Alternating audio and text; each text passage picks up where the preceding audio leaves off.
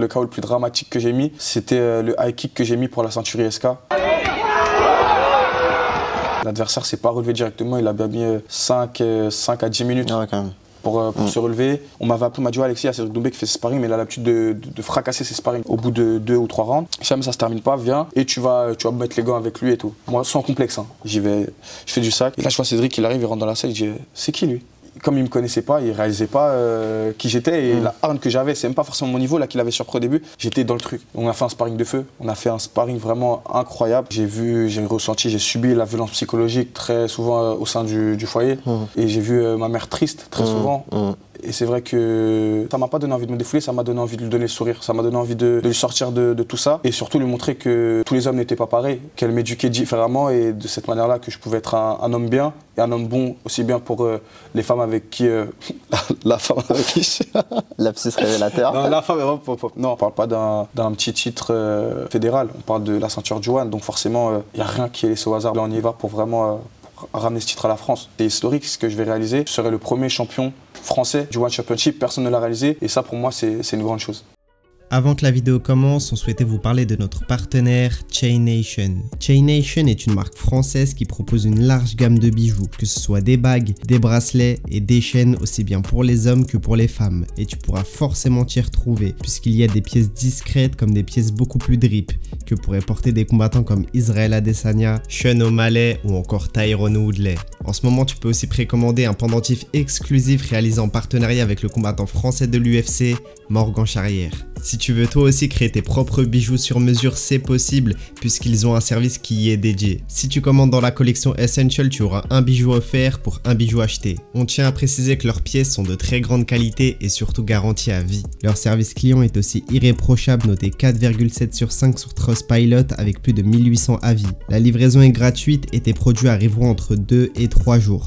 Si tu habites en dehors de la France, pas de souci puisqu'ils livrent aussi à l'international. Donc si tu souhaites faire un cadeau à tes proches ou à toi-même, franchement n'hésite pas, on te laisse le lien de leur site internet en description. Bonjour à toutes et à tous, comme vous avez pu le voir dans le titre de la vidéo et à la miniature, nous sommes aujourd'hui avec Alexis Nicolas Barbosa. Comment tu vas Alexis? Ça va et toi? Ça va super, je te remercie. Donc déjà merci d'avoir accepté cette interview. Merci à toi. Comme vous pouvez le voir, nous sommes au Mamoudy Gym, là où s'est déroulée l'interview avec les frères Bouganem.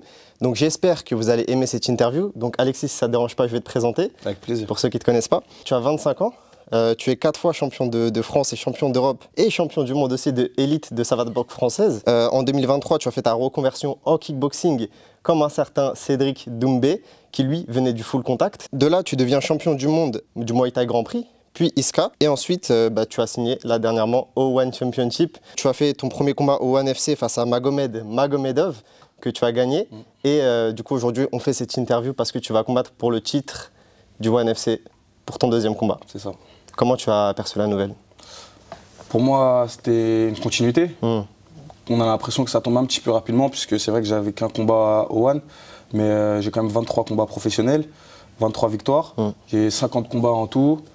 Et c'est vrai que j'ai eu un parcours semé d'embûches, je suis un gros travailleur, j'ai énormément travaillé. Et pour moi, c'est une continuité, une suite logique, une suite qui arrive plus tôt que prévu, mais une suite qu'on a provoquée, donc je suis prêt et j'ai hâte surtout. Et c'est justement toi qui voulais ce titre ou on te l'a proposé alors que tu t'y attendais pas? Ce titre, c'est l'accomplissement d'une vie. Ce titre, qu'il arrive aujourd'hui ou qu'il arrive demain, c'est quelque chose que... Vraiment, j'ai travaillé toute ma vie pour avoir ce titre et pour en arriver là. Donc forcément, je n'allais pas laisser l'opportunité passer. Et voilà, en réalité, il est là et on est prêt. Donc on ne va pas patienter plus longtemps. On va pour prendre le titre. Je ne suis pas un participant. J'y vais vraiment pour ramener le titre à la France. Donc pour ceux qui ne connaissent pas, je vais présenter en quelques mots ton adversaire. Donc tu affrontes... Rechian, si je prononce bien son nom, Hersel, c'est ça, le 6 avril prochain pour la ceinture de l'organisation. Il est invaincu dans l'organisation depuis 2016. Depuis 2016, il détient le titre. Il détient un palmarès de 61 victoires en 65 combats professionnels. Il a battu 2 fois Nicky Holsken, l'ancien champion du Glory que Cédric Doumbé justement a battu. Et puis voilà, donc ça va être un très très gros challenge pour toi. C'est le challenge de ma carrière. J'ai jamais boxé qui que ce soit de cette envergure et de ce niveau. Maintenant, j'ai jamais été aussi fort qu'aujourd'hui. J'ai jamais été aussi prêt mentalement et physiquement qu'aujourd'hui. Et comme je disais, je suis pas un participant. On y va, on a construit ma carrière avec ma team, avec mon manager, Big Up et le Mamoudji. On n'y va pas pour se faire taper. On y va parce qu'on sait qu'on a les armes. Il a boxé énormément de personnes, mais je pense que je suis un boxeur spécial et atypique. En réalité, là, il y a très peu, voire personne qui a mon style, même dans l'élite mondiale. Il y a des boxeurs qui frappent plus fort, il y a des boxeurs qui sont plus rapides, mais il n'y a personne qui a mon style de boxe. Et ça, c'est vraiment une qualité sur laquelle je compte jouer. Et je me fais confiance. Je fais confiance à mon entourage, je fais confiance à ma team. Et comme je vous ai dit, je ne suis pas un participant, c'est pas la chance, c'est mérité et je compte le prouver. C'est clair. Justement, avant de débuter cette interview et de revenir un peu sur ton parcours sportif, comme tu le sais sur la chaîne, nous aimons retracer le parcours de vie de différents combattants. Donc on va commencer du tout début, ton enfance. Donc tu as grandi dans le 20e arrondissement de Paris, plus précisément dans le quartier de la Banane. Comment s'est passée ton enfance dans ce quartier justement? Écoute, elle a été en plusieurs parties. J'ai grandi donc dans le 20e arrondissement, un quartier où c'est la street comme on dit en réalité. Mais c'est un petit peu aussi un peu bobo, donc j'ai pu voir différents horizons. Je suis issu d'une famille j'ai grandi avec ma mère et mes frères et sœurs. C'est ma mère qui m'a élevé. J'ai jamais manqué de rien. Je viens d'une famille très modeste, mais ma mère a toujours fait en sorte qu'on manque de rien, quitte à se faire passer elle après. Et j'avais très peur de ma mère par l'éducation qu'elle m'a apporté, dans le sens où voilà, c'est une éducation de bienveillance, une éducation de respect. Et je la remercie énormément parce que c'est ce que je suis aujourd'hui. J'étais un garçon très réservé avec très peu de confiance en toi. J'avais très peu confiance en moi par les présences masculines, on va dire, que j'ai eues dans mon enfance. Les figures paternelles, j'ai grandi sans mon père. J'ai eu un beau-père avec qui ça se passait pas très bien. Donc c'est vrai que j'avais très peu confiance en moi, mais j'ai compensé ça par le sourire. Ça a été ma plus grande arme au quotidien. J'ai toujours souri et j'ai toujours fait abstraction de ce qui se passait chez moi pour pouvoir... pour moi, ma thérapie, c'était de faire rire les gens. Tu vois, et c'est ce qui ressort aujourd'hui, je pense, à travers ma personne. Là, je suis en phase avec moi-même aujourd'hui, mais c'est vrai que c'est la boxe, ça m'a énormément aidé à avoir confiance en moi et à prendre conscience de qui j'étais.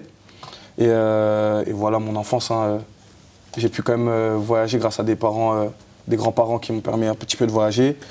Et voilà, je suis un personnage un peu controversé, j'ai pas mal de facettes. Ok.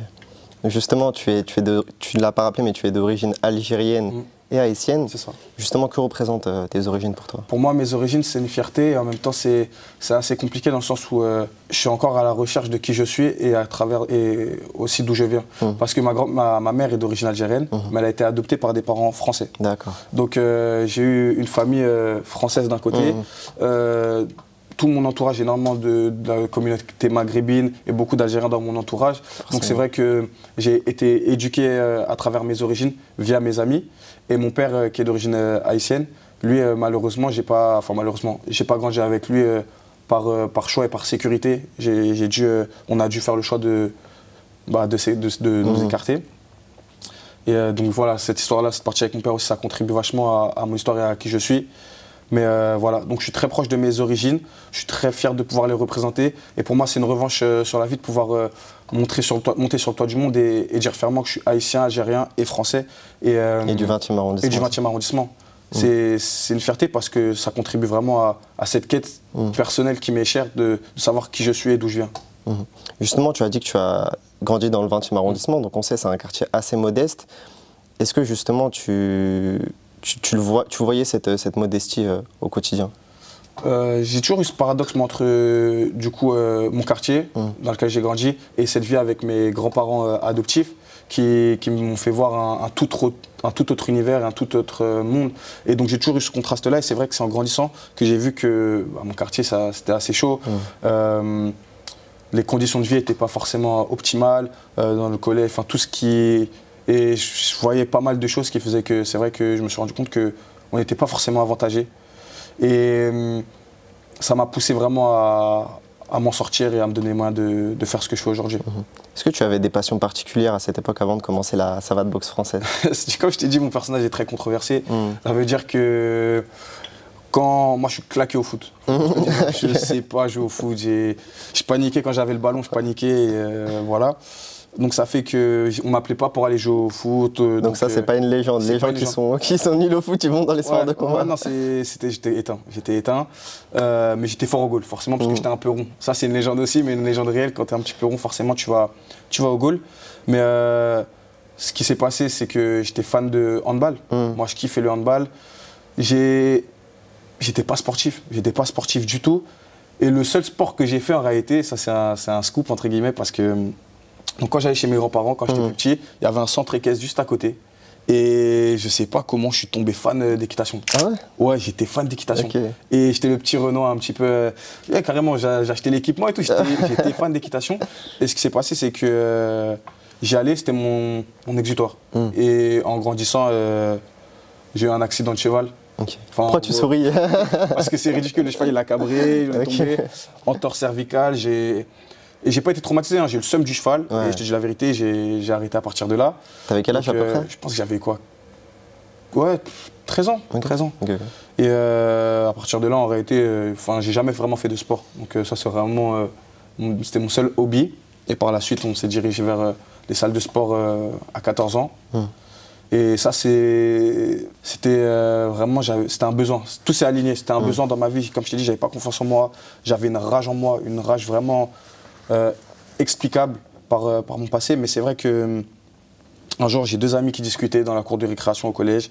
Et ça parlait d'un stade de boxe, enfin le copieur sportif, le gymnase dans lequel j'ai commencé. Et j'ai dit, les gars, s'il vous plaît, je peux venir. Ils ont dit, viens, avec plaisir. On a commencé et ça s'est jamais arrêté. Donc, Et pour quelle raison tu voulais te diriger vers la boxe française? J'ai pas choisi la boxe française. J'ai choisi. En réalité, moi je sortais pas beaucoup. Comme je t'ai dit, je faisais pas de sport, j'avais pas d'activité, j'étais un petit peu rond et j'avais pas le droit de sortir dans le quartier parce que c'était considéré comme dangereux et malsain par rapport à ma mère. Donc moi j'avais besoin un petit peu d'aérer mon esprit, de me créer un petit peu ma propre vie, mon propre univers. Et je savais pas, je connaissais rien à la boxe, j'avais jamais regardé aucun combat de boxe. Donc moi, pour moi, les boxes étaient toutes les mêmes. Je suis parti dans le gymnase le plus proche et avec mes amis les plus proches. Donc je suis tombé dedans comme ça. Comme Obélix, t'es tombé dedans. Je suis tombé dans la soupe. Mais ouais, je suis tombé amoureux de ce sport, je suis tombé amoureux de la difficulté, je suis tombé amoureux de l'échec. Parce que là, on voit aujourd'hui le Barbeau qui gagne et qui est dans le top mondial. Mais c'est vrai qu'avant ça, j'ai eu énormément d'échecs sportifs et personnels. Et ça me fait rire de jouer de ça et de pouvoir montrer la réussite principalement. Mais à travers tout ça, en réalité, il y a énormément de difficultés. Tu as parlé de la rage que tu ressentais et c'est l'une des raisons pour lesquelles tu as commencé la boxe.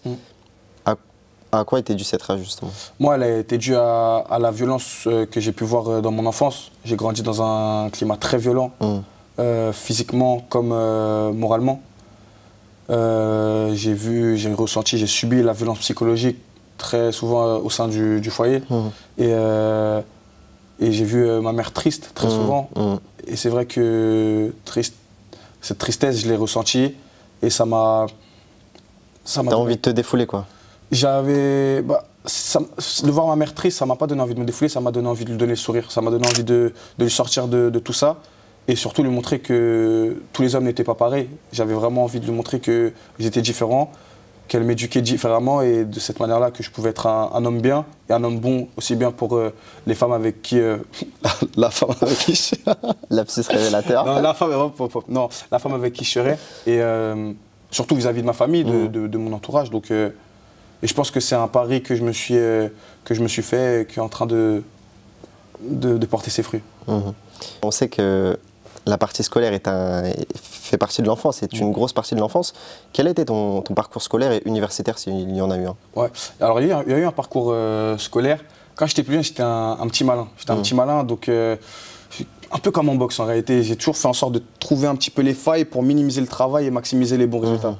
Et donc pendant toute mon enfance et toute ma scolarité, je n'étais pas un gros travailleur, mais j'avais des bons résultats parce que j'avais certaines facilités par rapport à certaines logiques et tout.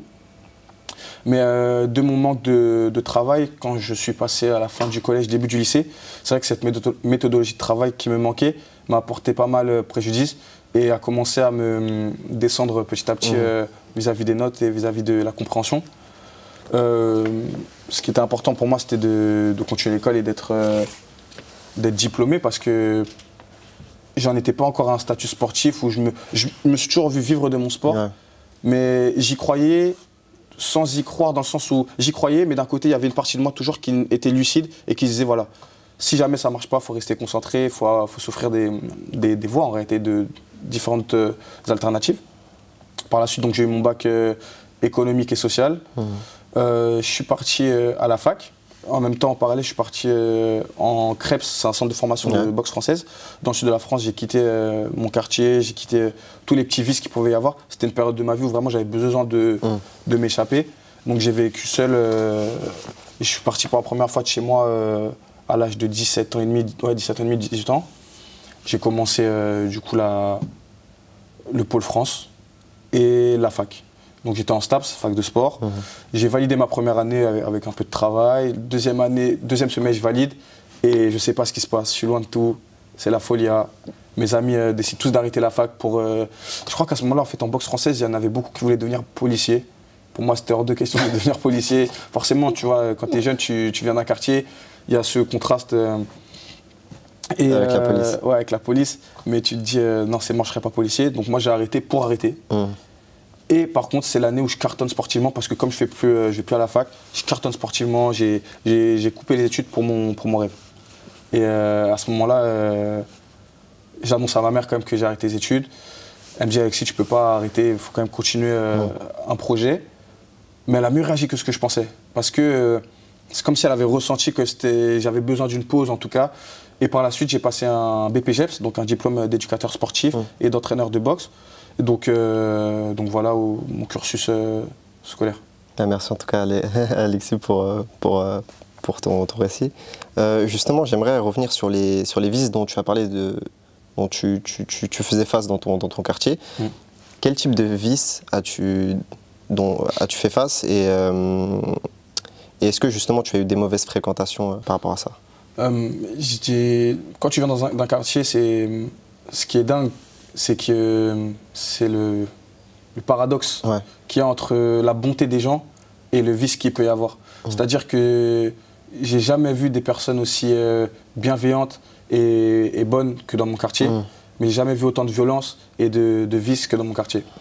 Et c'est vrai que la même personne à qui tu vas dire bonjour et qui peut être attentionnée vis-à-vis de toi, bienveillante et prendre soin de toi, dans un autre côté de sa facette, c'est vrai que ça va être une personne qui va peut-être vendre de la drogue, voler, dealer, escroquer. Et c'est vrai qu'il y a toujours cette double face des personnes de mon quartier.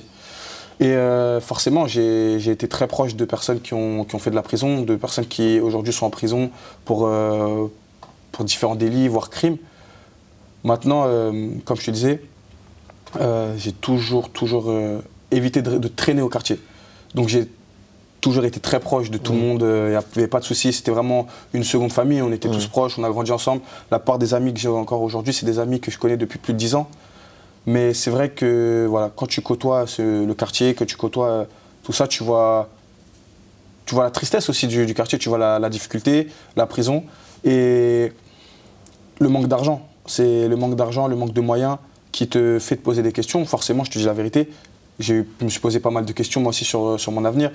Bien que je sois dans la boxe et que j'avais envie d'exceller sportivement, quand tu vas à l'entraînement matin et soir, qu'il n'y a pas un euro qui rentre et qu'il faut que tu ailles travailler pour pouvoir faire tes sous, que tu passes des journées où finalement tu ne gagnes même pas 500, 400 euros par mois, alors que tu t'entraînes et que tu donnes tout, et que ton pote, il n'y a pas de sous-métier, sans dénigrer qui que ce soit, mais ton pote qui est caissier ou vendeur, qui va se faire 1500 ou 2000 euros, tu te dis ah ouais. Et là, je te parle de mes potes qui sont dans le droit chemin. Mais après, quand tu parles de droit ou quoi que ce soit, et que tu vois forcément qu'ils peuvent manger, se faire plaisir, et que toi, tu es vraiment en galère, il y a des moments où tu te poses les bonnes questions. Après, comme je t'ai dit, c'est une question d'éducation et d'entourage. Je me suis posé les bonnes questions. Au moment où je commençais à me poser des questions un peu sombres, je suis parti à Toulouse pendant 2-3 ans. Ça m'a remis bien les idées en place. Et à partir de là, non, je suis très content des choix que j'ai faits parce qu'aujourd'hui, c'est beau ce qui est en train de m'arriver. Aujourd'hui, justement, tu as pu sortir du quartier et réussir dans le sport. Et ce qu'on peut voir aussi sur Instagram, c'est que tu prends énormément soin de ta communication, justement vestimentairement parlant, excuse-moi. À quoi est due justement cette passion pour la mode? C'est un peu marrant que tu dis ça parce qu'aujourd'hui, j'ai pas pris. Moi, je suis vraiment un jogging bonnet. Bah après, tu sors de l'entraînement. Je sors de l'entraînement, je suis en pleine prépa. Il y a ce côté-là où quand tu es en prépa, tu te négliges. En fait, c'est bizarre, mais quand tu es en prépa, tu te négliges parce qu'en réalité, tu n'en as rien à faire. T'en as rien à faire, tu sais que tu n'as qu'un seul objectif, moi c'est cette ceinture du One. J'ai la dalle de fou et dans les deux sens du terme, hein, je suis en pleine prépa, je suis au régime, j'ai vraiment faim. Mais pour le coup, je m'en fous de plaire, je m'en fous de me plaire, j'ai qu'une envie, c'est de m'entraîner et je donne mon corps en fait à mon sport. Donc après, en dehors de ça, c'est vrai qu'il y a énormément de très bons athlètes, très bons boxeurs en France, mais si je te demandais de m'en citer 10 bons athlètes qui excellent, tu aurais du mal parce que malheureusement, ils ne prennent pas assez soin d'eux, sans dénigrer qui que ce soit. Ils ne prennent pas assez soin d'eux. Ils négligent l'aspect des réseaux sociaux, qui en réalité, c'est primordial. J'ai mis des high kicks dans des salles. Si je n'avais pas filmé, si je n'avais pas posté, ou si je n'avais pas eu un bon vidéaste, personne n'aurait parlé. Et ça contribue à où je suis aujourd'hui. C'est ma façon de gérer mes réseaux. Donc ça vient de là. Après, côté mode, c'est personnel. En réalité, c'est mon délire. J'aime bien. Comme j'aime la musique, c'est une de mes passions en réalité. Donc j'aime la sable, j'aime la musique, j'aime mes amis, etc. Donc c'est mon univers. Je pense qu'il faut avoir un minimum confiance en soi aujourd'hui pour réussir dans ce sport et ça passe justement par le style, par le fait de s'afficher sur les réseaux, à mon avis. Je pense que quand tu vas quand tu aspires à réussir et que tu aspires à aller loin, c'est cette image en tout cas que je cherche à véhiculer.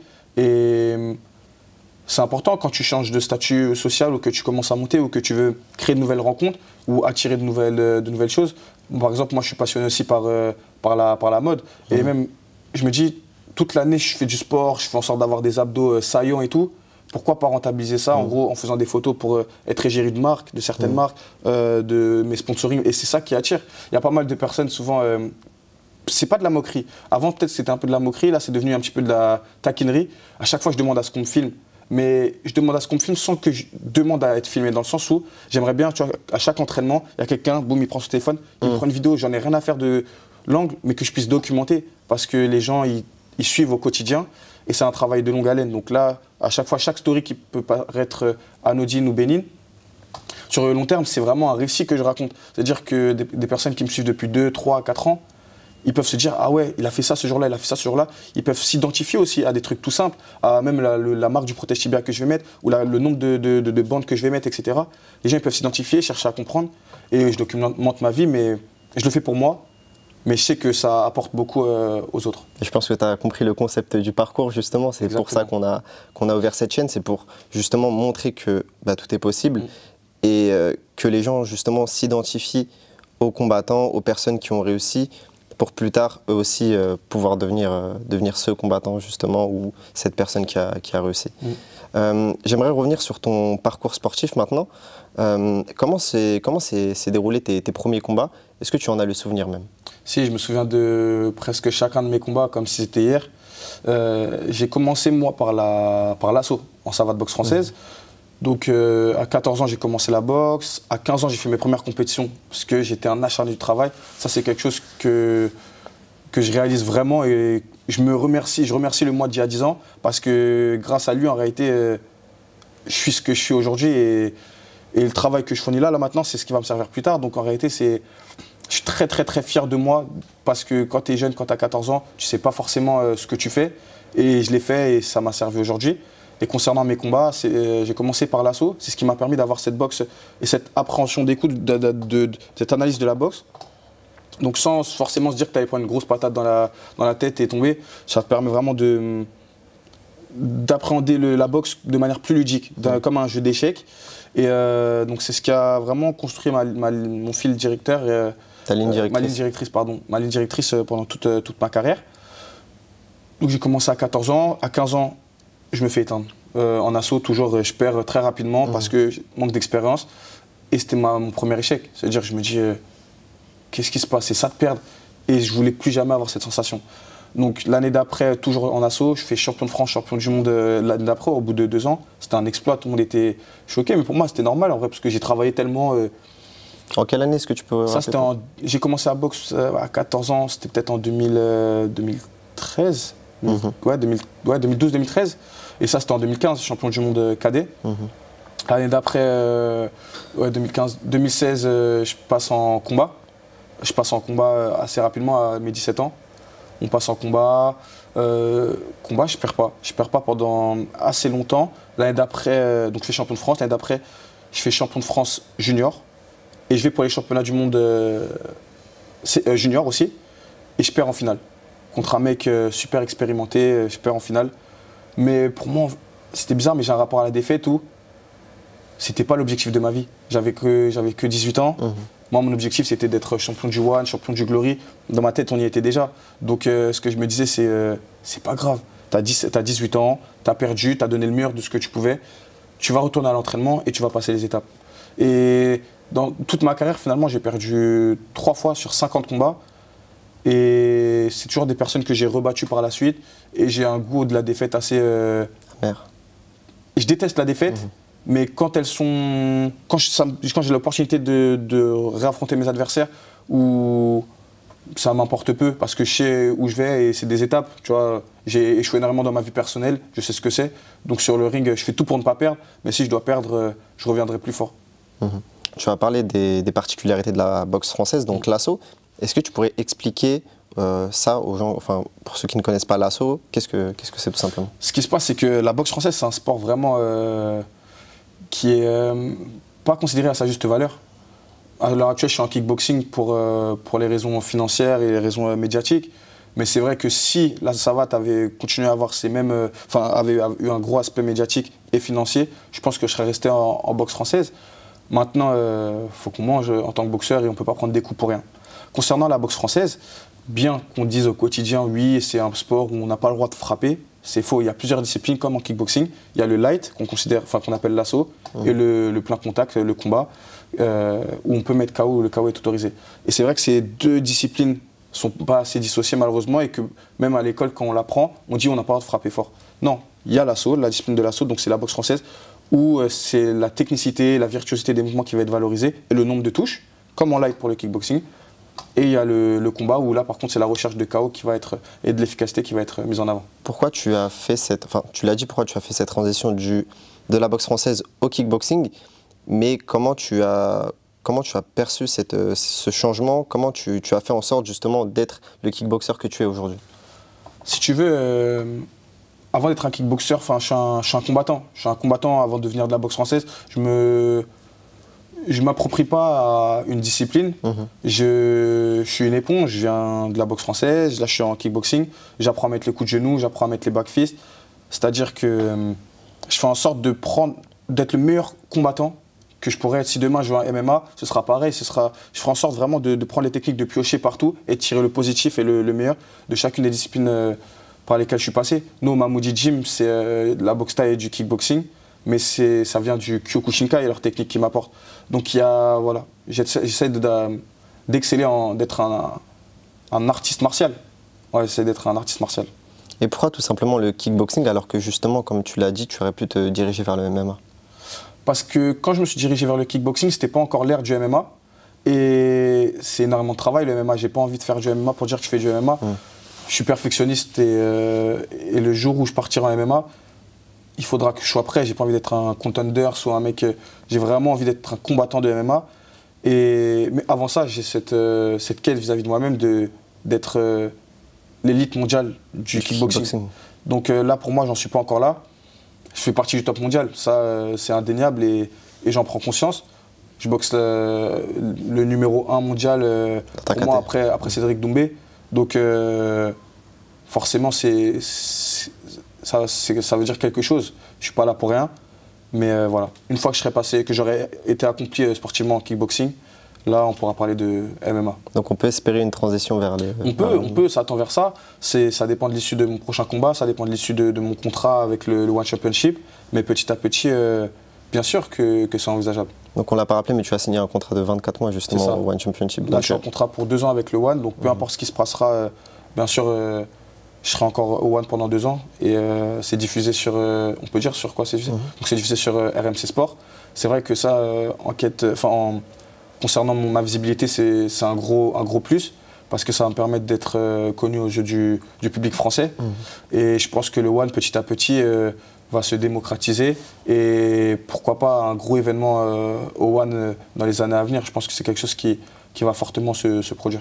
Donc pour ceux qui ne le savent pas, le One, c'est la plus grande organisation d'Asie aujourd'hui de MMA, on peut le dire, je pense, et l'une des plus grosses organisations au monde avec le PFL et le Bellator qui vient d'être acheté justement par le PFL. Et la particularité du coup du One Championship, vu qu'Alexis combat là-bas, c'est qu'il y a énormément de disciplines, que ce soit le kickboxing, la boxe thaïlandaise ou le MMA. On a même pu voir différents combattants comme le combat entre Demetrius Johnson et Rod Dang, où ils sont affrontés dans un combat mix entre la boxe thaï justement et le MMA.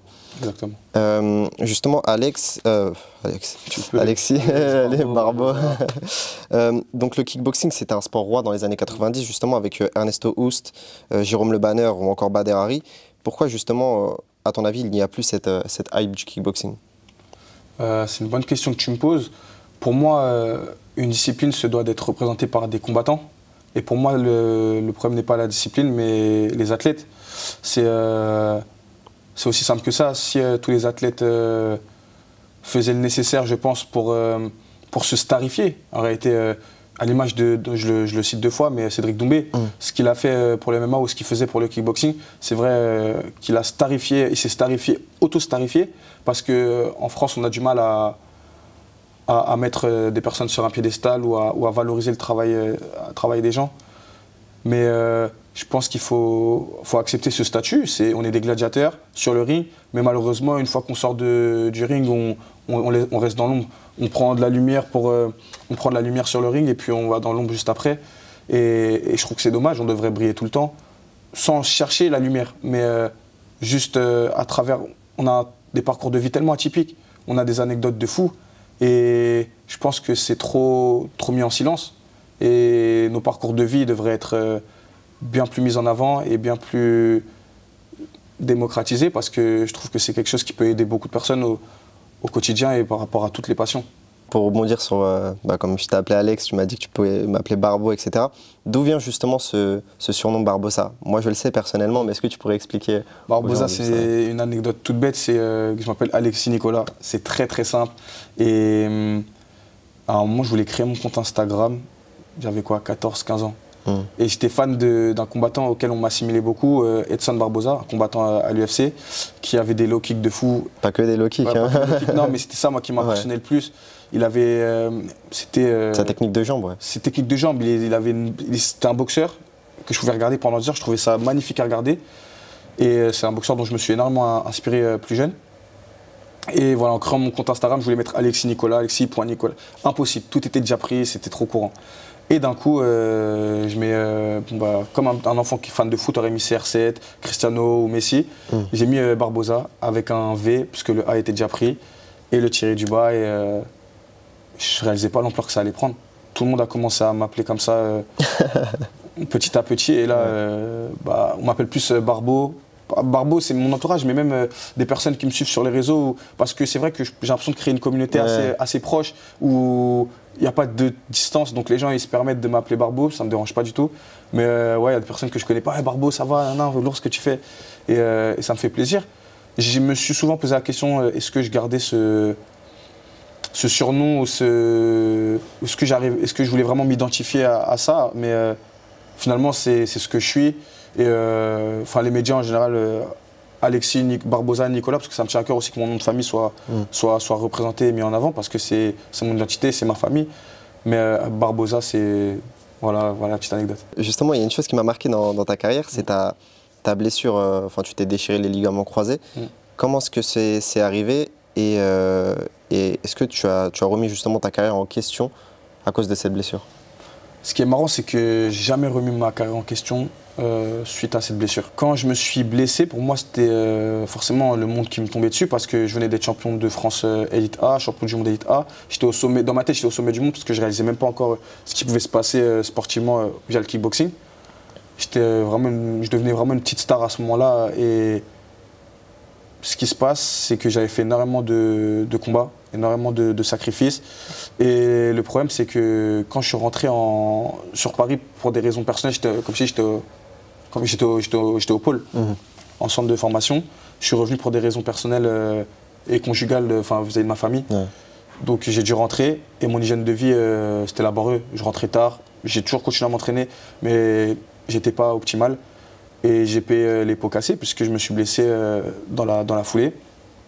Quand j'ai annoncé ça, j'étais dépité parce que je n'en avais pas envie, forcément, tu n'as jamais envie de ça, et que j'avais jamais goûté on n'avait jamais pu me stopper en réalité jusqu'à maintenant.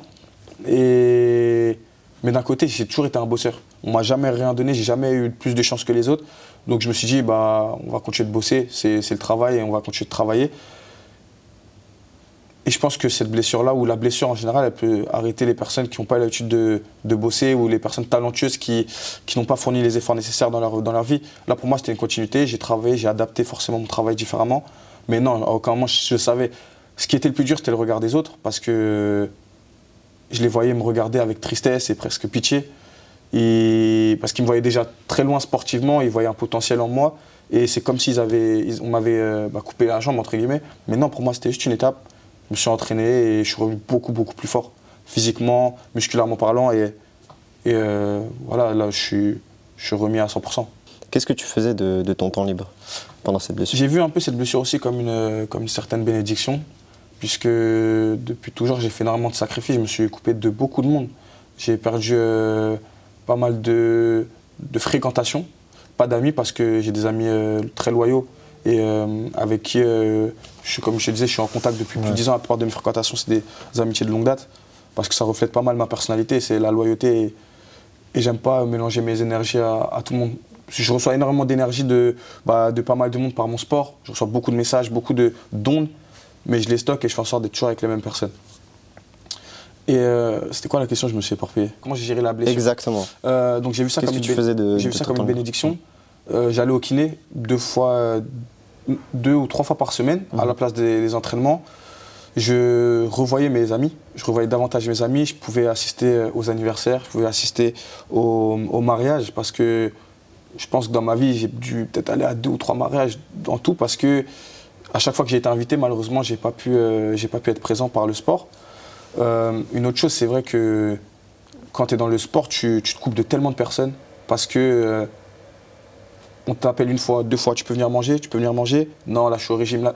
Les gens, personne ne court après personne. Et même si c'est pas malveillant de leur part, à un moment, on arrête de t'appeler et on a toujours l'impression que tu es occupé. Mais il y a plein de fois où j'étais dans ma chambre tout seul et je voyais les gens entre eux. Mais des amis, tu vois, sur Snap ou Insta, je les voyais aller manger. Et en fait, ce jour-là, comme par hasard, je pouvais aller manger, mais on ne m'avait pas appelé parce que j'ai trop refusé. Et tu regardes et tu te dis, mais tu peux pas leur en vouloir, c'est pas contre toi, il ne faut pas le prendre personnellement. Mais du coup, j'ai repris contact avec mes amis davantage, et j'ai refait des activités, j'ai repris le goût de la vie différemment, j'ai reprofité sans forcément penser au régime, sans forcément penser au stress des combats ou des préparations.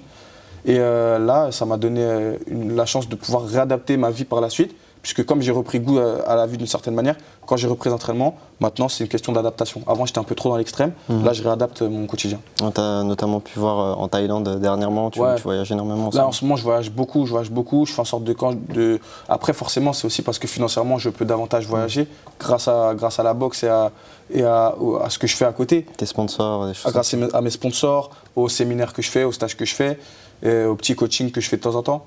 Mais voilà, quand tu es boxeur, tu ne roules pas sur l'or. Tu roules pas sur l'or. Et bien que tu puisses renvoyer une image, cette image, je fais attention à ce que je fais. Où j'aime forcément, oui, les habits de luxe, mais pas trop. J'aime prendre soin de moi. C'est vrai qu'à côté de ça, tu galères. Et il fallait charbonner 2 fois plus, voire 3 fois plus que les autres pour pouvoir me payer ou m'offrir certains privilèges. Tu as dit que la boxe, c'est assez difficile de vivre de la boxe tout simplement. Est-ce que tu travaillais justement à côté de ça pour subvenir à tes besoins? J'ai toujours travaillé, j'ai travaillé très jeune. J'étais éducateur sportif dans la ville du Pré-Saint-Gervais. Donc mes journées, même pendant mes études, je m'entraînais le matin de 10h à midi, je travaillais à 13h. Donc entraînement 10h midi, travail 13h, 17h, entraînement 18h, 20h. Donc j'avais le temps de rien faire. Et j'étais épuisé. Et c'est que depuis cette année, avant que je signe au One, Et avant que je puisse m'en sortir davantage financièrement, j'ai fait le pari, en réalité, c'était avant même ma ceinture ISCA, c'est au tout début là, de cette année, j'arrête le travail. Et c'est quand je vois les siestes que j'envoie après les entraînements de l'après-midi, là, que je me dis, mais comment j'ai pu tenir aussi longtemps, pendant 5 ans, à travailler l'après-midi, parce que mon corps, il lâchait. Et là, quand je vois le sommeil dont j'ai besoin, c'est vraiment, je me pose, je rentre chez moi, je mange, je me pose, et genre, je veux mettre un film ou un documentaire, et je dors, j'envoie un coma, peut-être d'1 heure, 2 heures, mais c'est mon corps qui a besoin. Et c'est ça, je pense que même pour faire partie de l'élite mondiale, il faut savoir investir sur soi et prendre son mal en patience, financièrement en tout cas, et accepter de gagner un petit peu moins sa vie, sans dépendre de qui que ce soit, bien évidemment, parce que le monde est méchant, le monde est très compliqué, et on n'a pas de cadeau. Donc forcément, il faut trouver des sources de revenus, il faut se débrouiller, mais c'est important aussi de trouver le temps de se reposer, et des fois, bon, aussi dans la gestion de ces choses, moins dépenser d'argent pour moins se faire plaisir, mais plus parce qu'on se fera plaisir après. Moi c'est comme ça que je vois les choses. Surtout que pour moi la boxe c'est un tremplin, j'ai pas envie de boxer jusqu'à 50 ans. J'ai tellement de projets en tête que j'ai envie de boxer jusqu'à 35 ans et que la boxe me serve par la suite pour certains projets. Donc, quels sont ces projets justement? Quels sont ces projets? C'est pas un secret, j'aime beaucoup l'acting. J'aime beaucoup l'acting depuis petit, je suis un blagueur, je me crée des petits rôles, des petits personnages, j'aime bien ce côté… Vraiment comme Doumbé en fait. Ouais, j'essaye de me différencier de lui parce que c'est vrai qu'on m'a souvent dit qu'on avait pas mal de similitudes, même des personnes de nos entourages ont vu pas mal de similitudes, mais je pense que je suis un personnage à part entière et forcément. Que… Ouais, lui, c'est plus la comédie, j'ai l'impression. Ouais. Moi, c'est vraiment… L'acting. Ouais. C'est ça qui me plaît. Le cinéma, c'est tout ça. La photo, comme je t'ai dit, j'aime beaucoup la mode. J'aspire pas à être mannequin parce que quand tu es mannequin, c'est vraiment… je sais pas, la silhouette d'un mannequin, tout ça. Mais modèle photo, ça me plairait vraiment d'être égérie de marques très connues, etc. Et d'être sur des shoots, des gros spots publicitaires. Et même de véhiculer toutes mes idées, de pouvoir… laisser une trace en réalité sur cette terre parce que en dehors de ça, la boxe c'est bien beau, mais c'est les valeurs que je véhicule qui resteront et qui perdureront longtemps. On s'est nous rencontrés au Muay Thai Grand Prix. Est-ce que tu pourrais parler de ton parcours au kickboxing, justement, notamment au Muay Thai Grand Prix, juste avant ta signature au One? Du coup, c'est vrai qu'on s'est rencontrés au Muay Thai Grand Prix. Je venais tout juste de défendre ta ceinture. De défendre ma ceinture.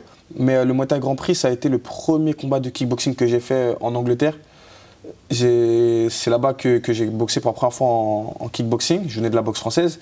Et du coup, ce qui s'est passé, c'est qu'avec Eric Konako, du coup, le dirigeant du MTGP, est proche de mon manager. Et sur ce premier combat, je sais que tous les Français avaient perdu. Et je suis arrivé, j'ai gagné KO au premier round. Et c'était une prestation de fou. Il a été choqué, il a dit, il vient d'où ce petit? Good shot there, another right hand, and down he goes! Over. Oh, a right hand! How is he taking some of these shots? That's going to be it. That's going to be it. Et en boxe française, j'étais déjà une petite star. Franchement, ce que j'aime dans ma carrière, c'est que bien que les gens ne le voyaient pas forcément, j'avais vraiment, je ressentais que je commençais à dégager une ampleur ou une aura bien supérieur à ce que les gens pouvaient imaginer, et je recevais des messages de fou et je comparais inconsciemment par rapport aux autres combattants de boxe française, etc.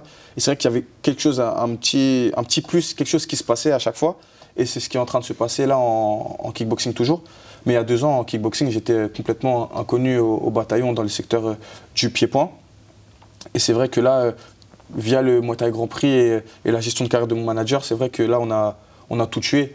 On a tout tué, c'était inenvisageable pour qui que ce soit qu'en 2 ans de kickboxing, tu te retrouves au sommet de l'élite mondiale et à boxer pour la ceinture du One Championship. Et voilà, on a gravi les échelons au Muay Thai Grand Prix. Je remercie énormément cette organisation qui m'a mis en lumière, et je pense que pas mal de personnes me connaissent via mes combats au MTGP. Et voilà, on a construit ça intelligemment, et aujourd'hui on est au One. Tu as gagné énormément de titres durant ta carrière, notamment le titre ISCA dernièrement. Quel est ton meilleur souvenir dans les sports de combat? Mes meilleurs souvenirs, c'est pas en combat. J'essaye d'apprécier chacun des moments de ma carrière sportive, dans la douleur comme dans les moments de bienveillance. Par exemple, le footing qu'on a fait aujourd'hui, pour moi, c'est des trucs de fou parce que je sais que plus tard, c'est ça qui restera dans mon esprit. Les voyages que je fais avec mes coéquipiers, c'est ça qui me galvanise. La victoire, tu sais, je m'entraîne tellement, c'est dingue ce que je vais dire, hein, je m'entraîne tellement et je me donne tellement les moyens d'arriver à ce que je fais que pour moi, c'est normal de gagner. J'ai normalisé la victoire. Et si demain je devais perdre, c'est juste que l'adversaire est meilleur que moi. Mais mes meilleurs souvenirs, c'est ça, c'est de construire. J'écris mon histoire. C'est pas la fin d'une histoire qui est intéressante, c'est vraiment la construction du roman. Et c'est comme ça que je vois la chose. Mes meilleurs souvenirs, c'est vraiment toutes les petites anecdotes que je pourrais raconter au quotidien, les blagues que fait mon entraîneur, les blagues quand on se moque avec mes partenaires, les anecdotes qu'on a, c'est ça qui me rend trop heureux. C'est comme quand tu vas à l'école et que tu n'as pas envie d'aller à l'école, mais que tu sais que ta classe, c'est la folie. Ouais. Donc c'est vraiment ça, moi. En ce moment, je suis très très épanoui sportivement parce que ma team me le permet. Aujourd'hui, on peut le dire, tu es l'un des meilleurs kickboxers français. Qu'est-ce qui fait ta différence? Ce qui fait ma différence, déjà, dans un premier temps, sportivement, comme je te disais, j'ai un style à part entière. Quand on me voit boxer, bon, on sait que c'est moi parce qu'il y a ma tête, ok. Mais j'ai un style, je m'adapte beaucoup. J'ai une boxe assez volatile, assez virtuose, mais un côté où je frappe très dur. J'ai une condition physique sérieuse. Je suis un combattant très complet. Donc c'est vrai que j'ai développé un style qui m'est propre. On appelle ça souvent le barbo style, un petit peu, tu vois, ce crochet low kick un peu à la hollandaise, mais je le fais d'une... Vraiment, c'est mon style, c'est mon style. Et donc, il y a ça, déjà sportivement, je pense que je me différencie. Après, dans mes prises de parole, je sais qu'il y a pas mal de personnes qui arrivent à s'identifier à ce que je dis et à mon parcours. Et je pense que l'histoire que je raconte peut être assez attachante parce que je pense être quelqu'un de simple. Et... Je pense que c'est ça ce qui me différencie, c'est aussi ma gestion des réseaux sociaux, comme tu le disais. Mais je pense que ce qui me différencie, c'est ma simplicité aussi, tu vois. Et après, peut-être que toi, qu'est-ce qui me différencie pour toi? Ton style, tout simplement. Ouais. Tes low kicks, on a pu le voir lors de ton combat au Zénith de Paris, c'est ça qui m'a impressionné, justement. Tu as marqué énormément la jambe de ton adversaire. Après, je ne suis pas un grand spécialiste du kickboxing en soi, mais ouais, t'es low kick tout simplement, je pense, et ton style, vu que tu viens de la savate, boxe française, forcément, t'as pas le même style en soi qu'un pur produit du kickboxing, tu vois, ou qu'un boxeur taille. Boxeur taille, quand on va le voir lors de ses combats de kickboxing, il va essayer d'énormément attraper les jambes, il va faire des faux, des choses comme ça. C'est plus axé sur le déplacement. C'est ça, c'est ça. Et t'envoies beaucoup les jambes, vu que tu viens de la savate. Il y a les coups de genoux aussi qui sont autorisés en K1. Ouais, ils sont autorisés. Là, je les travaille beaucoup parce qu'à la base, en boxe française, je ne les avais jamais bossés. Là, je travaille beaucoup les coups de genoux, on travaille beaucoup l'anglaise et je fais en sorte d'être le plus complet possible. Bah voilà, en tout cas, ce qui te différencie, je pense, c'est mentalement aussi. Mentalement, on a pu le voir lors de ton entraînement. Malheureusement, on ne peut pas filmer le sparring puisque tu prépares ton combat, on l'a dit, contre Hersel. Mais ta volonté d'aller toujours plus loin, je pense, et ton acharnement, tout simplement. Il y a énormément de kickboxers aujourd'hui qui ont réussi, mais qui ne s'entraînent pas forcément avec l'assiduité dont tu fais preuve. Et puis voilà, c'est ça, je pense. De toute façon, les gens, ils le verront s'ils vont voir tes combats et lors de ton combat qui sera diffusé sur RMC Sport. Tu as combattu au Muay Thai Grand Prix, tu as gagné la ceinture KGP et MTGP au Zénith de Paris, chez toi. Il y avait des gens de ton quartier justement comme Hannibal, Mejbri. Qu'est-ce que tu as ressenti justement en remportant cette victoire chez toi à Paris? À travers mon parcours sportif, j'ai la chance d'être très entouré. Mais depuis le début, c'est pas forcément que les personnes ont vu la lumière, qui sont d'être très très jeune dès mes premiers combats. J'ai tout de suite eu un cop de ouf, une équipe de fous et les ultras. Et ça me fait plaisir de voir de plus en plus de monde parce que ça montre que j'arrive à réunir. Et c'est ce qui m'intéresse, comme je te parlais de la trace qu'on laisse sur Terre, c'est ça, c'est le message que je fais passer, l'acharnement, les gens voient la quantité de travail que je fournis et ça les fait rêver. Et si je peux réunir tous les gens que j'aime pour un seul moment et leur donner cette envie de se surpasser, et le lendemain qu'ils aillent, après avoir vu mon combat, le week-end après mon combat, qu'ils se donnent de nouvelles résolutions. Et là, pour moi, c'est une victoire. Donc ça me rend très fier de pouvoir véhiculer mes valeurs, véhiculer qui je suis, montrer à tout le monde d'où je viens aussi. Les ramener, parce que c'est pas donné à tout le monde de pouvoir faire boxer au Zénith, au Cirque d'Hiver. À chaque fois que j'ai boxé, même dans toute la France, tout le monde a suivi à chaque fois. Donc je fais vivre des moments incroyables à mon entourage et à mes proches. Et c'est ce qui me rend trop fier. C'est ce qui rend l'aventure encore plus belle. C'est pour ça que là, je boxe en Thaïlande, je suis au One et tout. Mais j'espère vraiment pouvoir boxer à domicile très prochainement parce que c'est pas pareil quand ils sont pas là. C'est pas pareil. Alexis, j'aimerais revenir sur ton enfance, on n'en a pas parlé, mais est-ce que tu avais un rêve quand tu étais petit et quel était ce rêve justement? Si tu veux, j'ai une anecdote qui m'est très chère parce que j'ai perdu mon grand-père il y a quelques mois maintenant, c'était 3 ou 4 jours avant mon premier combat pour le One Championship. Paix à son âme. Et paix à son âme. Et Méché qui nous regarde et qui est très fier, donc j'ai réussi à faire mon deuil grâce à mon précédent combat.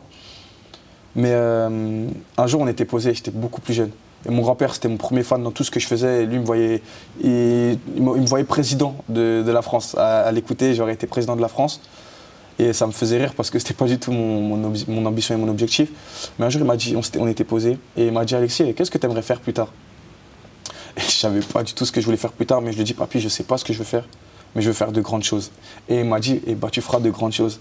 Et en grandissant, en suivant mon parcours sportif, il m'a réalisé que j'étais en train de réaliser de très belles choses et de grandes choses. Et c'est vrai que il me répétait souvent ça. Il me dit, Alexis, tu te souviens quand tu me disais ça? Et je dis, ouais, papy, je m'en souviens.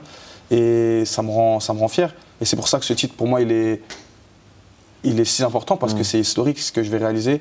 Je serai le premier champion français du One Championship. Personne ne l'a réalisé. Et ça, pour moi, c'est une grande chose. J'aimerais revenir sur ton parcours au One. Donc, tu as combattu Magomedov. Mais tout simplement, pourquoi déjà signer au One Championship plutôt que par exemple au Glory comme l'a fait un Cédric Doumbé? Déjà, comme tu as dit, parce que je connais bien Cédric Doumbé, et je lui ai dit récemment, avant son combat là, contre Baki, je lui ai dit, gros, là, le choix, entre guillemets, tu t'as influencé mon choix parce que tu as trop éteint le Glory, et c'est réel, j'ai pas envie d'être le second Cédric Doumbé. Je pense que j'ai beaucoup de choses à raconter, on a beaucoup de différences. Et d'un côté, c'est plaisant de se faire comparer à Cédric Doumbé parce que c'est la référence du sport de combat français. Et c'est vrai que quand tu es souvent comparé à une personne de ce galon-là, forcément, c'est que de ton côté, tu es en train de réaliser quelque chose de très beau. Maintenant, comme je disais, dans mes choix de parcours et dans mes choix de vie, je suis tout à fait différent, j'ai ma propre authenticité. Et j'ai pas envie de faire du Cédric Doumbé bis. Non. On a les dents déjà écartées tous les deux. Je pense que ça suffit concernant les ressemblances. Mais donc le One Championship, en dehors de ça, c'est une image un peu plus badass. Ça se péta de fou. Et parce que là-bas, ils sont à la quête au bonus. Je sais pas si tu sais, ça c'est en termes de primes. Les primes que je touche là-bas, elles sont confidentielles. Mais il y a quelque chose qui n'est pas confidentiel du tout, c'est les bonus qu'il y a. Quand tu mets KO ou que tu fais une grosse performance, il y a un bonus de 50 000 $ qui n'est pas négligeable et les bonus sont cumulables. Je crois qu'il y a 3 bonus en tout à avoir. C'est-à-dire que si tu fais performance de la soirée, KO de la soirée et je ne sais quoi de la soirée, tu peux ressortir avec 150 000 $ en plus de ta prime que tu touches. Et moi, ce qui m'intéresse, c'est vraiment de continuer à sortir du quartier, pouvoir faire plaisir à mes proches. Ça, c'est, tu vois, aller au restaurant et pas réfléchir à qui paye ou pas faire moitié-moitié avec mes amis et pouvoir dire tiens, on y va, on mange, ou c'est déjà payé. Ça pour moi c'est un flex de fou et c'est ça qui me fait triper. C'est mon plaisir de faire plaisir aux gens, de faire plaisir aux plus jeunes et c'est ça, c'est un gros sacrifice, c'est très dur le mode de vie que j'ai, c'est très dur, mais la manière dont les choses avancent, c'est tellement beau et la fierté que je ressens autour de moi, ça vaut 1000 fois tous les entraînements, tous les fractionnés, toute la difficulté, elle est compensée en dehors de l'argent. Elle est 1000 fois compensée. Quand j'ai annoncé que je boxais au One Championship, que c'était diffusé sur RMC Sport, et en plus pour la ceinture, mais c'est une dinguerie, la joie que j'ai ressentie de mes proches. Et en dehors de ça, ça me légitimise dans le sens où quand je discute, ce qui me fait trop plaisir aussi, c'est vraiment quand mes amis me disaient « Alexis, je parlais de boxe avec toi, avec un gars de ma classe, fille comme garçon, je parlais de boxe avec un gars de ma classe, et je leur ai dit que j'avais un pote, c'était Barbosa, et ils disent « Tu connais Barbosa ?» Et ça, tu vois, c'est quelque chose qui revient énormément en ce moment, parce que dans le milieu du sport français, maintenant je fais clairement partie du top français, des top français en kickboxing, et je commence à monter aussi dans le top mondial. Donc forcément, c'est une reconnaissance de fou, et voilà, c'est la reconnaissance qui me rend heureux. Tout est allé très vite pour toi ces 2 dernières années, en 2023 et en 2024. Est-ce que tu dirais que c'était plus grandes années sportives et tes meilleures années sportives? Pour moi, c'est comme je dis, je construis ma vie par chapitre. Là, c'est le début du second chapitre. Le premier chapitre a été semé d'embûches aussi. J'ai brillé, hein, j'ai brillé parce que ce que j'ai fait, j'ai été champion élite A à 19 ans, 20 ans. C'est quelque chose que très peu d'athlètes ont fait. Suite à ça, j'aurais même dû boxer pour le championnat du monde, mais j'étais encore considéré comme un junior à l'international, donc j'ai fait les championnats du monde junior. J'ai excellé sportivement. Cette petite starification dont je te parlais tout à l'heure, elle était déjà présente. Donc en réalité, c'est une continuité comme si j'étais déjà conditionné à ça, mais que personne ne le voyait. Et je le ressentais petit à petit parce que la manière dont les gens me parlaient, les photos, les gens venaient vers moi. Mais c'est vrai que là, ça c'est vraiment... c'est flagrant. On voit cette ascension-là. Mais c'est mes plus belles années d'un point de vue médiatique et d'un point de vue reconnaissance, oui. Mais le meilleur reste à venir. Ouais, le meilleur reste à venir. Moi, je crois que je t'ai connu avec la vidéo de Greg MMA. Est-ce que tu pourrais nous parler de comment s'est faite cette vidéo, la toute première? C'est vrai que cette vidéo, ça a été un tremplin pour ma carrière et pour mes réseaux sociaux. Ça m'a permis vraiment de montrer qui j'étais, de montrer ma pratique sportive au grand jour, parce que c'est un gros média. Et ça s'est fait, j'étais en train de tourner, je crois, avec Cédric Doumbé, Cyril Benzaken et Reda Oudou, je crois. Okay. Et quand Greg MMA est passé dans la salle, et ça s'envoyait avec Cédric. Franchement, je sortais de nulle part. Hein. Première anecdote, moi, j'arrive, on m'avait appelé, on m'a dit Alexis, il y a Cédric Doumbé qui fait ses sparring, mais il a l'habitude de fracasser ses sparring au bout de 2 ou 3 rounds. Si jamais ça ne termine pas, c'est à la fin de ses années glory. Si jamais ça ne se termine pas, viens et tu vas mettre les gants avec lui et tout. Et moi, quand j'étais plus jeune, j'étais admiratif de Cédric Doumbé, c'était le numéro 1 en kickboxing. Et du coup, j'arrive, je dis ok, vas-y, moi sans complexe, hein. J'y vais, je fais du sac. Et là, je vois Cédric, il arrive, il rentre dans la salle, je dis c'est qui lui? Comme ça, pas avec de la nonchalance, pas en me dénigrant, mais en gros, je fais mon sparring. Et comme j'aurais pu réagir, hein, je fais mon sparring, me ramène pas des inconnus ou des personnes que je ne connais pas. On ne connaît pas le vice des gens quand tu vas en sparring, c'est important d'avoir. Donc c'est qui lui, en gros, t'es sûr, c'est carré. Et là, il se passe ce qui se passe, donc il termine l'adversaire pour le sparring, et là j'y vais. Et moi j'y vais décomplexé, de fou, pam pam pam, ça se péta. Et je pense que, comme il ne me connaissait pas, il ne réalisait pas qui j'étais et la hargne que j'avais. C'est même pas forcément mon niveau là qu'il avait surpris au début, j'étais dans le truc. On a fait un sparring de feu, on a fait un sparring vraiment incroyable. Et moi j'ai pu du coup me rendre compte du haut niveau et de ce que je devais faire aussi pour progresser, parce qu'il avait quand même eu sur certains points, il y avait vraiment une classe au-dessus, parce que c'était... je ne peux pas me comparer, je ne peux pas aspirer à dire j'avais le niveau de Cédric Doumbé sur ce sparring-là. Non, c'est l'élite mondiale. C'était il y a 2 ou 3 ans. Et du coup, Greg MMA voit ça, il est choqué. Il dit c'est qui ce petit, il ne me connaît pas, il fait 5 rounds avec Cédric Doumbé, c'est la folie. Il le faut dans la vidéo. On commence à discuter, il se rend compte de ma personnalité, et j'étais timide de fou.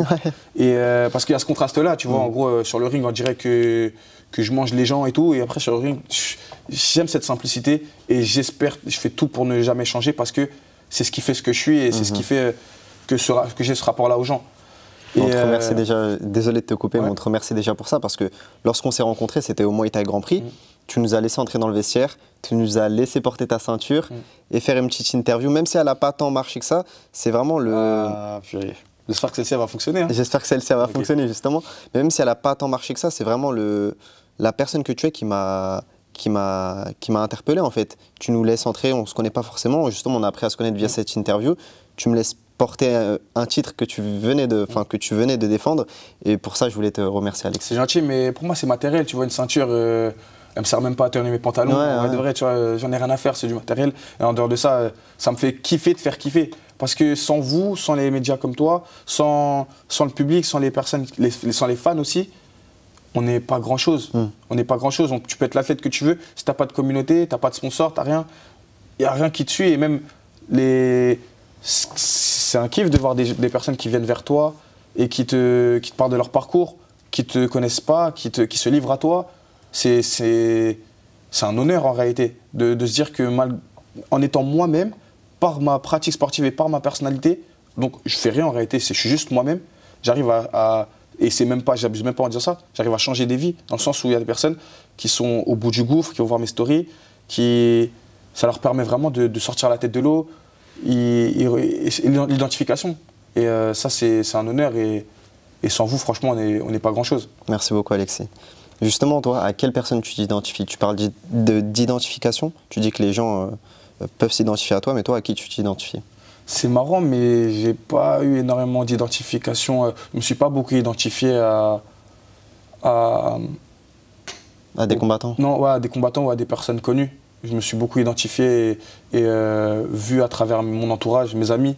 C'est les personnes de mon quotidien, moi, qui m'inspirent le plus. C'est mes amis. J'ai été très éduqué par mes proches. J'ai été très éduqué par mes proches et je les remercie énormément. J'ai eu des amis en or qui m'ont vu grandir. Quand j'étais plus jeune, c'est vrai que j'avais une rage en moi, j'étais très susceptible, je prenais tout à cœur. Et c'est à travers ce que j'ai pu voir de leur comportement, des discussions que j'ai pu avoir avec eux, que j'ai pu apaiser mon cœur et avancer. Donc ouais, mes idoles et les personnes que je me mettrais sur un piédestal, ce seraient vraiment mes amis les plus proches. Tu penses que je vais faire une fixette sur Cédric Doumbé, mais vraiment pas. C'est juste, j'ai envie de revenir sur le sparring que tu as pu faire avec lui. Je crois que dans une interview, quand justement Greg MMA était passé au Mamoudi, tu as dit que tu étais très jeune à l'époque, que tu n'avais pas forcément le niveau que tu as aujourd'hui.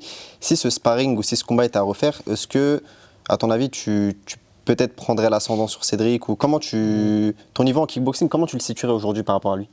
Je pense que, en toute objectivité, je pense que techniquement, je sais faire davantage de choses que lui actuellement par rapport à avant. Même j'ai pris de l'expérience qui fait que techniquement, je pense même dans le milieu du kickboxing français, je fais partie des tops. Il y a très peu de personnes qui ont mon bagage technique. Après, la boxe, c'est pas la technique. C'est-à-dire que tu peux être le plus technique que quand tu as la patate, tu as la patate. Donc en réalité, je ne pourrais pas me comparer à Cédric Doumbé par le respect que je porte à ce qu'il a fait et par rapport à tout ce qu'il a réalisé et tous les adversaires qu'il a battus. Je ne pourrais pas me permettre de me comparer à lui et je ne veux pas manquer de respect à ce qu'il a fait. Et en toute objectivité, je pense que techniquement, je suis bien meilleur actuellement, mais il y a quelque chose qu'on ne peut pas lui enlever, c'est ce fight IQ, cette vision de la boxe et cette patate qu'il a. Je peux avoir la technique que je veux, si je me prends une patate, je me prends une patate. Donc la réponse, on pourrait l'avoir que si on s'affrontait. Et j'aimerais bien entendre lui sa réponse vis-à-vis de ça, ce qu'il pense de mon niveau actuel. C'est quelque chose qui m'intéresserait. Mais on se porte beaucoup de respect. Et comme je te disais, on s'est vu il n'y a même pas deux semaines avant son combat là. Et il était très fier de ce que je réalisais parce que c'est vrai qu'après lui, là pour le coup, je suis celui qui suit le plus ces traces-là en France et j'aspire à même faire mieux que lui. Donc c'est ça l'objectif. Justement, ce niveau, on va pouvoir s'en rendre compte face à Hercel. Mais avant de revenir sur ce combat, j'aimerais savoir quelle est la pire blessure que tu as infligée dans les sports de combat à ton adversaire? La pire blessure en combat? Je pense que j'ai fait des KO assez dramatiques. Le problème, c'est que je suis un véritable problème dans le sens où je peux mettre KO et avec les poings. Donc j'ai mis des KO avec la main gauche, avec la main droite, avec la jambe gauche, avec la jambe droite. Donc les KO ils viennent d'un petit peu partout. Et c'est vrai que souvent, quand ça touche réellement. Là, je travaille avec mon préparateur physique pour être encore plus explosif et connecter davantage parce que j'ai de la force, mais il manquait ce côté explosivité et temps de réaction. Là, on est en train de travailler tout ça de manière à ce que ça connecte vraiment et que je puisse vraiment être en phase avec moi-même à chaque instant, à chaque moment de frappe. Mais c'est vrai que je pense que le KO le plus dramatique que j'ai mis, c'était le high kick que j'ai mis pour la ceinture ISK. L'adversaire s'est pas relevé directement, il a bien mis 5 à 10 minutes pour se relever et il savait même plus où il était. Hein. Donc c'est vrai que c'est pas quelque chose qui me fait kiffer. C'est un sport très dangereux et ça me tient à cœur que quand on sort du ring, on soit en bonne santé, moi comme mon adversaire. Et c'est pour ça que j'ai même pas célébré ce chaos sur le moment même. J'étais très fier parce que c'est un coup que j'ai répété pendant des années. Mais sur le moment, de le voir à terre, c'est pas un truc qui me fait kiffer. Et je lui souhaite tout le rétablissement. J'espère qu'il va beaucoup mieux en tout cas. Est-ce que justement tu t'en veux lorsque tu mets des KO? Je m'en veux pas parce que c'est le jeu. Ça aurait pu être moi. Je pense que s'il avait pu me faire la même chose, il m'aurait fait la même chose. Donc je m'en veux pas parce que quand tu acceptes de monter sur le ring, tu acceptes les conséquences. Maintenant, j'en suis pas fier. Je m'en veux pas, mais j'en suis pas fier et c'est pas ce que je recherche. Si je peux gagner, il prend un petit KO, il dort, il se relève directement, tant mieux. Mais j'ai pas envie de blesser les gens ou de nuire à leur carrière sportive ou à leur vie personnelle par la suite. Qu'est-ce que tu ressens lors d'un combat? Lors d'un combat, ça dépend vraiment de ton état d'esprit au moment du combat. Je suis passé par tellement d'émotions, mais là, l'émotion la plus courante, la plus fréquente, c'est... je suis content parce que c'est comme si j'avais révisé dans l'ombre pendant des années. À chaque prépa d'un combat, maintenant, je me concentre vraiment sur un combat. J'ai révisé, je me suis entraîné, j'ai placé mes pions et tout. Et là, on est sur le champ de bataille. Et là, c'est la stratégie qui va payer. Je suis plus dans cet esprit de bagarre où avant, tu regardes l'adversaire dans les yeux, où tu vas pour l'arracher. Non, non, non. J'y vais maintenant, je regarde même plus l'adversaire dans les yeux. Pas parce que j'ai peur, parce que je sais ce que je vaux, je sais où j'en suis. J'ai plus peur de l'adversaire. La seule crainte que j'ai, c'est de ne pas être à la hauteur de moi-même. Et je suis très dur avec moi-même. Et quand j'y vais pour boxer, je suis content. C'est le moment, en réalité, j'ai tellement révisé. C'est comme quand tu vas à un contrôle, mais tu sais que tu as révisé. Tu vois, moi, je compare ça beaucoup à l'école, en fait. Je suis à l'école de la vie, surtout parce que j'apprends des choses que c'est inimaginable, les corrélations entre la boxe et la salle et les situations extérieures. Donc voilà ce que je ressens sur le ring. Avant de clore cette interview, bien évidemment, on va parler de ton combat face à Rechian Hersel, qui est l'un des plus grands kickboxers de sa génération, tout simplement. Qu'est-ce qui va faire la différence, selon toi, comment tu vas faire la différence, justement? Selon moi, comme je te disais, c'est un boxeur d'exception. Ce serait fou de ma part de ne pas réaliser l'adversaire que j'ai en face.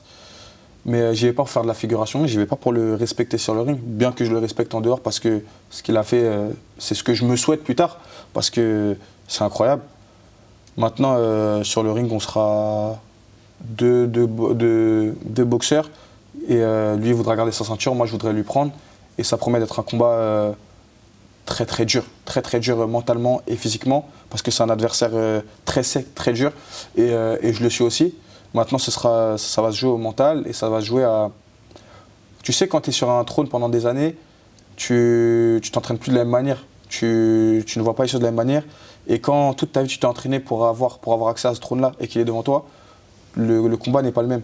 Donc là, on est dans deux statuts tout à fait différents. Il règne sur la catégorie avec une certaine facilité depuis un petit moment. Et moi, je m'entraîne dans la difficulté depuis un gros moment. Donc, je pense que ça va jouer comme ça. Après, il a affronté énormément de personnes, des gros noms. Mais il a boxé personne je dirais pas de mon niveau, mais de mon style, dont on parlait tout à l'heure. J'ai de bons déplacements, j'ai une vision de boxe assez très intelligente. Et voilà, ce serait bête pour moi d'aller à la bagarre, mais ça va jouer sur la tactique. Comment tu te prépares justement pour ce combat? Je me prépare avec des adversaires, avec des partenaires d'entraînement qui essayent d'opter au maximum et d'adapter leur style de boxe pour que ça ressemble plus au style de mon adversaire. On met en place des stratégies au PAO, dans mon fractionné, dans ma façon de me déplacer, dans ma façon de travailler. On essaie de tout optimiser, il n'y a rien qui est laissé au hasard. Là, on ne parle pas d'un petit titre fédéral, on parle de la ceinture du One, donc forcément, il n'y a rien qui est laissé au hasard. Ma préparation, ma diète, tout, mon entourage, là on y va pour vraiment ramener ce titre à la France, ramener ce titre au Mamouji, ramener ce titre à mon quartier. Et je ne suis pas seul, c'est magnifique ce que je suis en train de réaliser. Je suis très fier d'avoir cette opportunité-là, mais je ne me contente pas de ça. Pour moi, boxer pour la ceinture, ça ne m'intéresse pas. Je veux remporter cette ceinture. Tu te prépares justement avec Elias Mahmoudi qui devait affronter Superlek justement pour la ceinture du One. Qu'est-ce qui t'apporte au quotidien et qu'est-ce que t'apporte justement le Mahmoudi Gym? Tu sais, le Mahmoudi Gym, je sais pas si les gens réalisent la qualité de la salle et ce qu'est cette salle. Mais là, c'est la 3e ceinture du One Championship qui nous est proposée, avec Brice Delval qui avait déjà combattu pour la ceinture, Elias qui avait déjà aussi combattu pour la ceinture, et moi je suis le 3e. J'espère être le premier à la ramener. mais il m'apporte une... déjà, avant de signer au One, pour moi, c'était un honneur. Et c'était encore lointain, le One, tu vois. Ça fait 2 ans que je suis ici, près de 2 ans. Et pour moi, de pouvoir boxer avec des boxeurs du One, c'était une dinguerie. Ils sont One parce que c'était mon objectif et que je voyais ça comme un truc de fou. Et c'est un truc de fou. Maintenant que je suis au One, je relativise davantage. Et je réalise même pas que la dinguerie que c'est, parce que c'est l'accomplissement d'une vie pour beaucoup de gens. Maintenant, Elias, Brice et tous les gens de la salle, ce qui m'apporte, c'est ils m'ont énormément durci. Ils m'ont énormément rendu plus agressif, plus méchant dans mon style de boxe. Et ce que j'aime, c'est leur adaptation.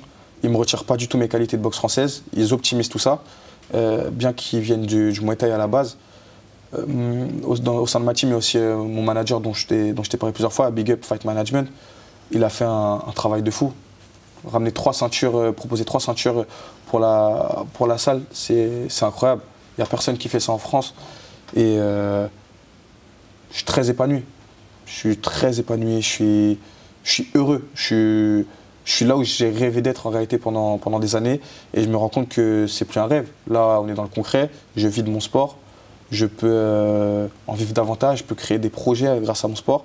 Je véhicule les valeurs que je veux véhiculer. Je suis entouré des personnes que je veux véhiculer. Je ne peux pas être plus en phase que ça actuellement et dans de meilleures conditions pour ce combat. Comment justement s'est faite cette signature tout simplement pour le titre du One FC? Pour le titre du One Championship, ce qui s'est passé, c'est que du coup j'ai fait une grosse performance lors de mon premier combat au One. Ça a marqué les esprits. Comme je t'ai dit, je venais de perdre mon grand-père, c'est-à-dire que ce combat-là, j'en suis pas fier dans le sens où le premier round pour moi c'était une masterclass. Le premier round était une masterclass sur mon adversaire qui était le prospect russe. Il était, si tu veux, ce que moi je suis pour la France actuellement. Et donc on me voyait pas forcément vainqueur sur ce combat-là.